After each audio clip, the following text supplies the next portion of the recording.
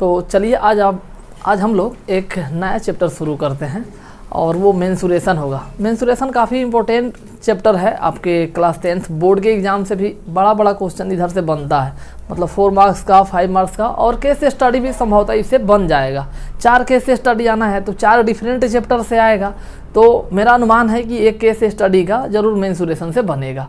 तो बहुत ध्यान से इसको पढ़िए, इसमें बहुत कुछ होता नहीं है मेंसुरेशन में, बस इस एप्लीकेशन को हम लोग समझते हैं। फार्मूला तो पहला स्टेप फार्मूला याद होना चाहिए, दूसरा स्टेप उसको अप्लाई करने आना चाहिए कि कैसे अप्लाई करते हैं, और तीसरा स्टेप कैलकुलेशन में एक्यूरेसी होनी चाहिए। अगर ये 3 चीज़ आप में है तो फिर क्वेश्चन बन ही जाएगा, आपसे हो ही नहीं सकता है कि ना बने। और इन तीनों चीज़ों को हम लोग सीखेंगे, इसमें आप लोग सीखे हुए हैं, फिर प्रैक्टिस करेंगे उस पर और कुछ थोड़ा बहुत। तो पहले क्या देखते हैं हम लोग, कुछ फार्मूला कंसेप्ट देख लेते हैं इसका। पहले हमने सोचा है कि एरिया रिलेटेड टू सर्किल कर लेते हैं क्योंकि वो छोटा है, उसके बाद फिर मेंसुरेशन में सरफेस एरिया एंड वॉल्यूम का कर लेंगे। ठीक, तो चलिए शुरू करते हैं। Area related to circle, circle से रिलेटेड एरिया, मतलब सर्किल का एरिया क्या जानते हैं आप लोग, पाई आर स्क्वायर। सर्किल का सरकमफ्रेंस क्या जानते हैं, 2 पाई आर। तो इसी से रिलेटेड जो छोटे पार्ट का एरिया क्या होगा, सेगमेंट का एरिया क्या होगा, सेक्टर का एरिया क्या होगा, यही सब चीज़ 2-3 चीज़ है और इसी पे पूरा चैप्टर बेस्ड है। तो चलिए सीखते हैं। अच्छा, चालू करने से पहले, लेक्चर शुरू करने से पहले आप क्या कीजिए, वीडियो को लाइक कर दीजिए। लाइक बाद में भी कर सकते हैं, लेकिन चैनल को सब्सक्राइब जरूर कर लीजिएगा। चलिए शुरू करते हैं।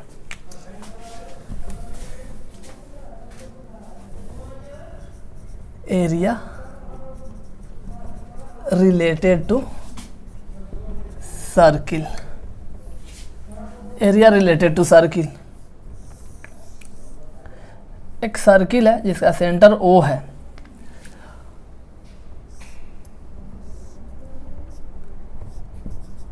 इस शेडेड रीजन को हम लोग बोलते हैं सेक्टर। सेक्टर का डिफिनीशन ही होता है वह रीजन जो 2 रेडियस से और एक आर्क के द्वारा घिरा हुआ हो, 2 रेडियस और एक आर्क से घिरा हुआ हो, उसको बोलते हैं हम लोग sector. Reason bounded by an arc and 2 radii. तो इसका एरिया हम लोग कैसे निकालते हैं, जैसे पूरे सर्किल का एरिया आप जानते हैं, सेंटर पे पूरे सर्किल में कितना एंगल बनेगा, 360 डिग्री।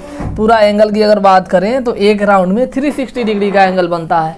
तो एंगल के टर्म में हम लोग बात कर लेते हैं, यहाँ पे थीटा एंगल बनता है, तो थीटा के टर्म में हम लोग निकाल लेंगे कि कितना एरिया आएगा।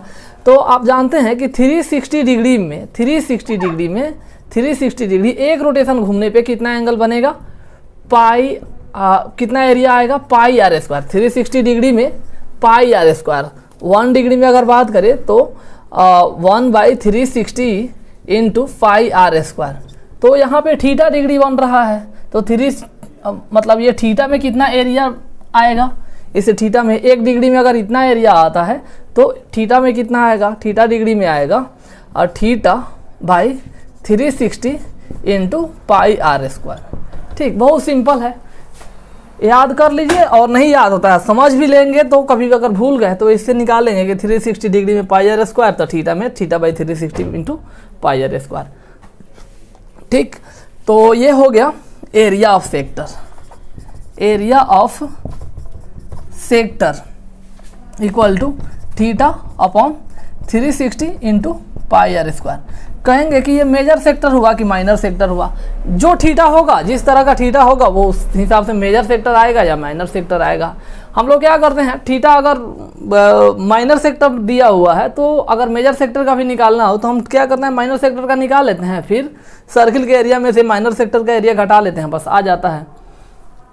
अच्छा, कब तक माइनर सेक्टर कहेंगे इसको, तो 180 डिग्री तक तो वो सेमी सर्किल आएगा, 180 डिग्री तक सेमी सर्कल आएगा। 180 डिग्री से अगर छोटा है थीटा तो उसको बोलते हैं माइनर, और 180 डिग्री से बड़ा है अगर थीटा तो उसको बोलते हैं मेजर। सर 180 डिग्री को क्या बोलेंगे, तो सेमी सर्कल बोलेंगे, आधा सर्किल आएगा 180 डिग्री पे, बिल्कुल ये 180 डिग्री पे स्ट्रेट हो जाएगा। समझे बात। तो एरिया ऑफ सेक्टर ये हो गया। तो माइनर मेजर में बहुत ज़्यादा कंफ्यूज मत होइए, बस समझिए कि थीटा जो दिया रहेगा उस हिसाब से निकाल लेना है। अगर थीटा 180 डिग्री से जा रहा है तो समझ जाइए कि हम मेजर सेक्टर का निकाल रहे हैं, 180 डिग्री से अगर कम है तो माइनर सेक्टर का निकाल रहे हैं। चलिए तो अब से देख लेते हैं length of arc. Length of arc का निकालेंगे। लेंथ ऑफ आर्क कितना आएगा, लेंथ ऑफ आर्क, पूरा आर्क लेंथ की अगर बात करें, एक सर्किल का पूरा लेंथ की अगर बात करेंगे तो कितना होता है 2 पाई आर पूरा लेंथ है, मतलब कि 360 डिग्री में 2 पाई आर होता है। ठीक, तो 1 डिग्री में कितना हो जाएगा 1/360 डिग्री इंटू 2 पाई आर। ठीक, थीटा डिग्री में कितना होगा, अगर ये ए बी आर्क पूछे length of A B arc कितना होगा तो आ जाएगा theta upon 360 into 2 pi r. ऐसे ही याद रखिए, कुछ लोग क्या करते हैं 2 से 360 को कटा के 180 डिग्री लिख लेते हैं, वो ठीक नहीं है। ऐसे लिखिए, ऐसे याद रहेगा आपको कि 2 पाई आर सरकमफ्रेंस मतलब कि θ/360 इंटू 2 पाई आर करना है, तो ये याद रह जाएगा, अच्छे से याद रहेगा। अच्छा, ये 2 फार्मूला हो गया, एक तो सेक्टर का और ये लेंथ ऑफ आर्क, और एक तीसरा बहुत इंपॉर्टेंट फार्मूला है length area of segment. Segment किसको बोलते हैं, थोड़ा उसको समझ लीजिए कि सेगमेंट क्या होता है। जैसे ये तो हो गया सेक्टर, ये O A B, region O A B जो है वो क्या है, सेक्टर है। अब इस ए से बी को अगर ज्वाइन कर देते हैं तो ये जो पोर्शन बनता है नीचे, इसको बोलते हैं हम लोग सेगमेंट। ये ए बी जो बन रहा है ये सेगमेंट बोलते हैं। नीचे ये माइनर सेगमेंट है, जो छोटा एरिया दिख रहा है वो माइनर सेगमेंट है, और जो उसके ऊपर पूरा दिख रहा है, पूरा सर्किल यहाँ से यहाँ तक पूरा सर्किल क्या है, मेजर सेगमेंट है। कहेंगे सेक्टर कहाँ गया, तो सेक्टर नहीं है, सेगमेंट पे बात करेंगे तो सेगमेंट पे बात करेंगे हम लोग। तो एक सर्किल में 2 पार्ट बनेगा, एक माइनर सेगमेंट और एक मेजर सेगमेंट, 2 ही पार्ट। सेक्टर इसमें नहीं बात करेंगे सेक्टर की, जब सेगमेंट की बात कर रहे हैं तो। ठीक, अगर सेक्टर की बात करेंगे तो एक माइनर सेक्टर और एक मेजर सेक्टर बनेगा। ठीक, अच्छा, इसका एरिया हम लोग कैसे निकालेंगे, तो एरिया निकालने के लिए क्या करना पड़ेगा, देखिए हम पहले फार्मूला को देख लेते हैं अच्छे से। तो मान लीजिए ये एंगल थीटा बन रहा है और ये रेडियस आर है, ये भी रेडियस आर है, और हमें क्या निकालना है, इसका एरिया निकालना है, इस सेगमेंट का एरिया निकालना है। तो सेगमेंट का एरिया हम कैसे निकालें इस पार्ट का, तो कोई ये तो पार्ट है नहीं कि ट्रेंगुलर है या फिर रेक्टेंगुलर है कि कोई फार्मूला लगा के निकाल दें। तो हम क्या करेंगे, सेक्टर के एरिया में से अगर ट्रेंगल का एरिया माइनस कर लें तो इसका एरिया आ जाएगा। चलिए माइनस करते हैं, एरिया ऑफ सेगमेंट। सेगमेंट कहने का मतलब माइनर सेगमेंट यहाँ पे है, मेजर सेगमेंट होगा तो उस हिसाब से एंगल आता है, समझे। तो उसमें माइनर मेजर में कंफ्यूज मत होइए, बस माइनर का निकाल लीजिए, बाद में फिर सर्किल के एरिया में से माइनर सेगमेंट का एरिया घटा देंगे तो मेजर सेगमेंट का आ जाएगा। चलिए, area of segment, area of segment मतलब माइनर ही लिख देते हैं हम, अभी माइनर का ही निकल रहा है। तो area of sector minus area of triangle, area of triangle A O B, area of triangle A O B. तो एरिया ऑफ सेक्टर पता है आपको, pi theta upon 360, pi theta upon 360, sorry ऐसे लिख लेते हैं, theta upon 360 into pi r square minus area of triangle A O B. अब triangle A O B का एरिया निकालने के लिए हमें बेस पता है ए बी, और ये परपेंडिकुलर अगर निकाल लेते हैं हम, इस परपेंडिकुलर को अगर निकाल लेते हैं हम, ए एन मान लीजिए, ओ एन मान लीजिए इसको, इस परपेंडिकुलर को निकाल लें तो A B into O N कर देंगे। तो लिख लेते हैं एक बार, half into A B into O N.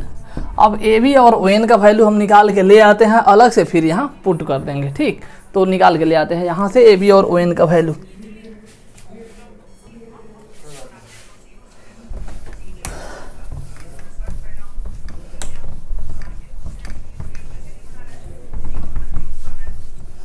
तो यहाँ पे हम लोग ए बी और ओ एन का वैल्यू निकाल लेते हैं अलग। देखिए यहाँ से हम लोग निकालते हैं ए बी और ओ एन का वैल्यू। तो ओ एन इक्वल टू अगर लिखेंगे, जैसे ये देखिए एक बात, ये पूरा एंगल थीटा है, तो और ये ट्रेंगल जो दिख रहा है आपको ए ओ बी क्या है, ये एक आइसोसेलेस ट्रेंगल है। तो परपेंडिकुलर जब ड्रॉ करते हैं आइसोसेलेस ट्रेंगल में तो क्या करता है, थर्ड बेस को क्या करता है, 2 इक्वल पार्ट में डिवाइड करता है, मतलब बाइसेक्ट करता है, और एंगल को भी बाइसेक्ट करता है।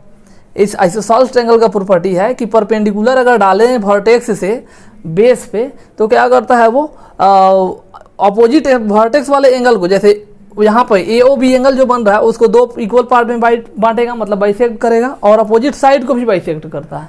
तो वही प्रॉपर्टी यहाँ पे लगाएंगे हम लोग। तो मतलब कि ये कितना हो गया, अगर एंगल AON की बात करें तो ये हो जाएगा थीटा बटा थीटा बाई 2, ठीक, थीटा बाई 2। अच्छा, और उसके बाद तो हम लोग लिख लेते हैं साइन थीटा बाई 2 अगर निकालें हम लोग तो कितना आएगा, साइन थीटा बाई 2 इस कौन सा ट्रेंगल में, in triangle AON, angle AON equal to theta by 2 sine theta by 2 अगर लिखें तो P अपॉन H होता है, मतलब परपेंडिकुलर अपॉन हाइपोटेनस। तो P तो हो गया ये AN, P हो गया AN, और हाइपोटेनस क्या है R, 90 डिग्री के सामने वाला हाइपोटेनस होता है, तो R हो गया। AN इक्वल टू क्या हो जाएगा, AN इक्वल टू हो जाएगा R sine theta upon 2, R sine theta upon 2। तो ये आ गया R sine theta upon 2 AN equal to आ गया। तो OB हम लिखेंगे, अगर AB इक्वल टू कोई पूछे तो क्या हो जाएगा, 2AN हो जाएगा, 2 इंटू AN, मतलब कि 2R साइन थीटा बाई 2 आ गया। AB इक्वल टू AB का वैल्यू, अच्छा AB का वैल्यू आ गया। अब ON का वैल्यू निकाल लेते हैं हम लोग। ON का वैल्यू कितना आएगा, ON का वैल्यू भी निकल जाएगा, हम निकाल देंगे हम लोग। कॉस थीटा का यूज करना पड़ेगा, वहाँ पे बेस आएगा, फिर cos theta equal to cos theta by 2, उसी ट्रेंगल में बात करते हैं अगेन।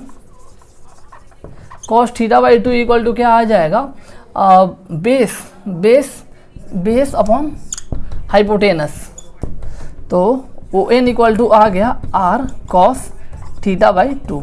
इसी दोनों वैल्यू को, जैसे इस वैल्यू को और इस वैल्यू को वहाँ पे रख लीजिए, 1 और 2 के वैल्यू को वहाँ पे रख लीजिए।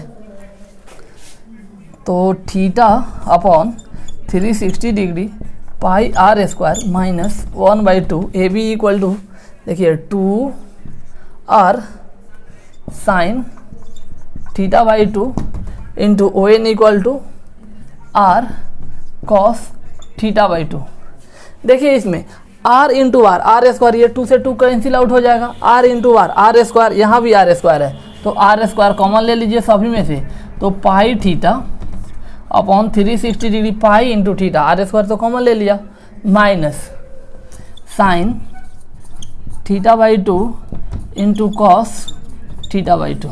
ये फार्मूला हो जाता है सेगमेंट का। इसको 2-3 बार लिख के और याद कर लीजिए, क्योंकि इतना सारा हरदम क्वेश्चन में निकालना टाइम टेकिंग हो जाता है। डायरेक्ट फार्मूला को हम लोग याद रखते हैं, समझे। तो इस फार्मूला को याद रखिएगा। एरिया ऑफ सेगमेंट हो गया ये फार्मूला, एरिया ऑफ सेगमेंट।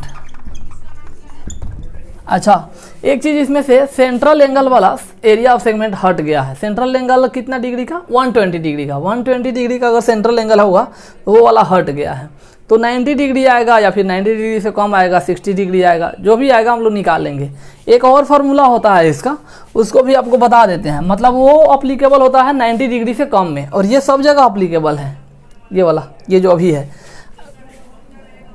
तो एक और फार्मूला है R square pi theta by 360 degree minus sine theta by 2।